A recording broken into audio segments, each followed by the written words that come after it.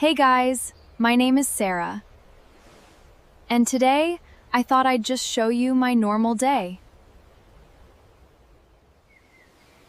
Every morning is a new page, a chance to grow a little more than yesterday.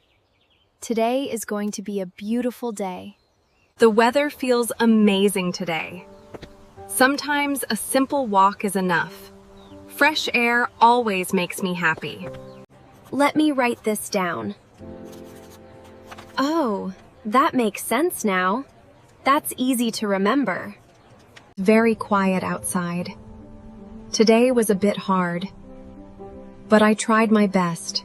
I will do better tomorrow. Studying at night is quiet. It helps me think better.